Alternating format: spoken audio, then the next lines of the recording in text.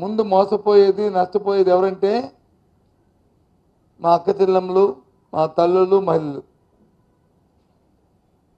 నేను వాళ్ళని సునాయాసంగా వాళ్ళని మోసం చేయడానికి అవకాశం ఉంటుంది. వాళ్ళకి ఏదో భ్రమలు కల్పించి, వాళ్ళకి ఏదో ఆశ కల్పించి, తర్వాత వచ్చి వాళ్ళ చేతిలో వైద్యుడిని చూపెట్టేసి ఏదో మాయమాలు చెప్పేసి సరిపోద్దనే రీతిలో చంద్రబాబు నాయుడు గారు, కూటమి పెద్దలు ఆ మహిళ తాలూకా, ఆ సోదరిమణి తాలూకా పల్స్ని పట్టేశారు. అమ్మ ఆలోచన చేయండి. అంతకుముందు ప్రభుత్వాలు ఉన్నప్పుడు వచ్చి రుణమాఫీ అని ఏ రకంగా మోసం చేశారో ఈ ప్రభుత్వంలో ఎన్ని హామీలు ఇచ్చారండి? ఒకటా రెండో చెప్పండి.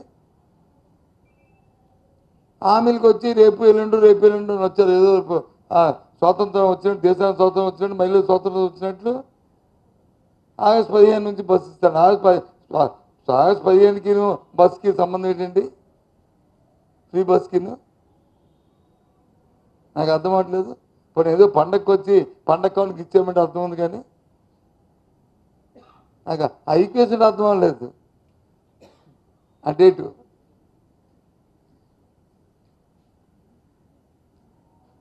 ఇంకా సరే అమ్మఒడి,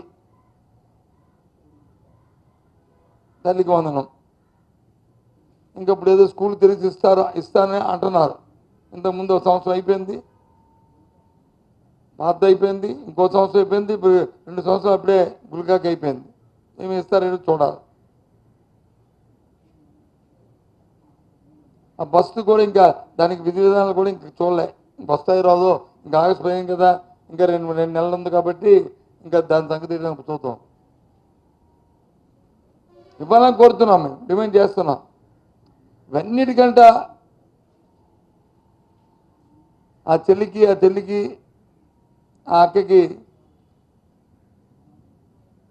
3 రోజుల కింద ముఖ్యమంత్రి గారు ఒక సమావేశం మాట్లాడుతూ ఒక జలక్కిచ్చారు. ఏ రకంగా వాళ్ళకి ఎంత ధైర్యంగా మోసం చేయడానికి ప్రయత్నం చేసిన మాట ఏం చెప్పారంటే, ఏదైతే ఆడబిడ్డ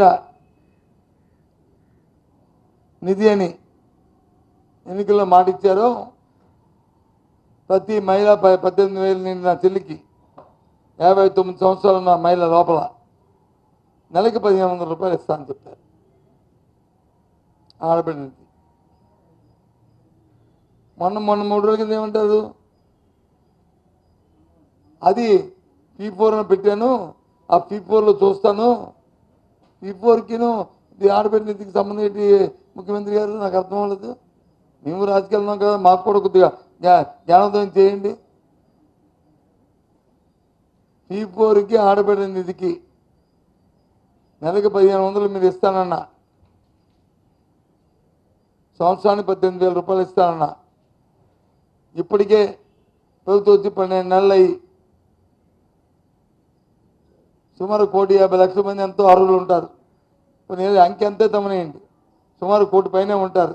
మేము 1,50,00,000 అంటాం, మీరు 1,30,00,000 అంటారు, లేకపోతే 1,20,00,000 అంటారు, లేకపోతే 1,60,00,000 అంటారు. ఎంత ఉన్నాయండి? ఏది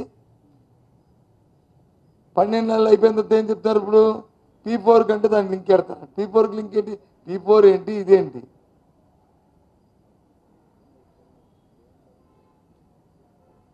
నాకు అర్థమవులే.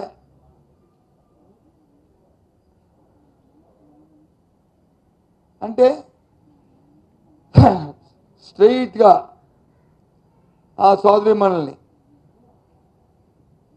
ఆ అక్కని, ఆ చెల్లిని, ఆ తల్లిని స్ట్రెయిట్గా వాళ్ళు వచ్చి మోసం చేసినట్లు కాదా అని ప్రశ్నిస్తున్నాను ఈ ప్రభుత్వాన్ని. దీనికి సమాధానం చెప్పాల్సిందిగా ఈ కూటమి ప్రభుత్వాన్ని అడుగుతున్నాను. ఏం చేస్తారు మీ మిత్రపక్షాలు? మీ తాలూకా మీ విధానం ఏంటి చెప్పండి అడుగుతున్నాను.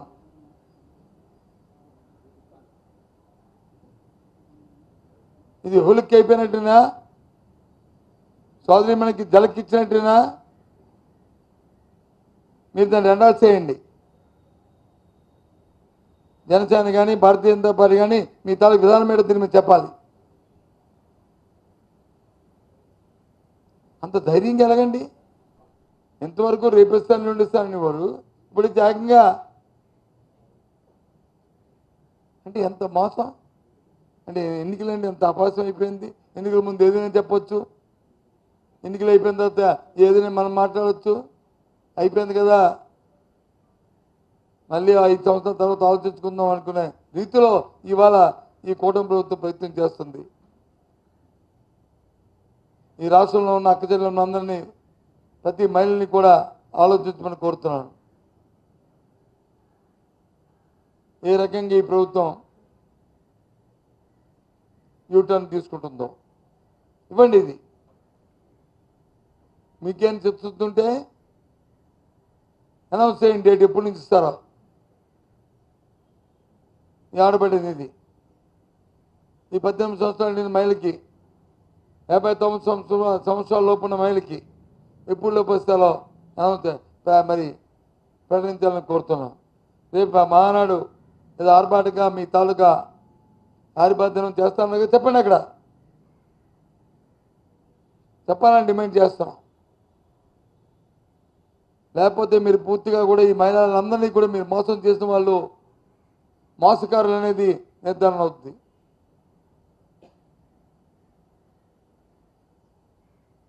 అందుకే ఇవాళ మనందరినీ పిలిచా.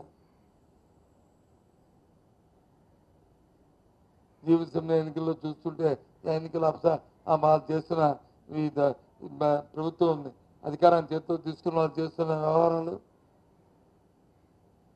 ఏ విధంగా కుమ్మలాడుకుంటున్నారు, ఏ విధంగా అక్కడ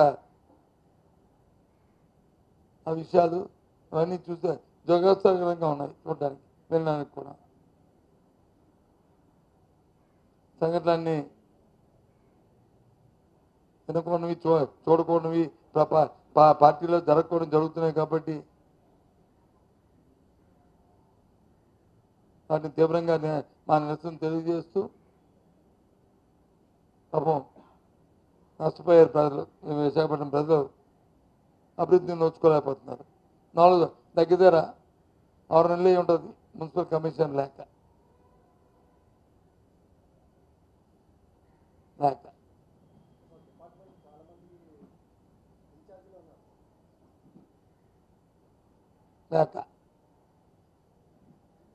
ఇలాంటి పరిపాలన ఎప్పుడు నేను చూడలే.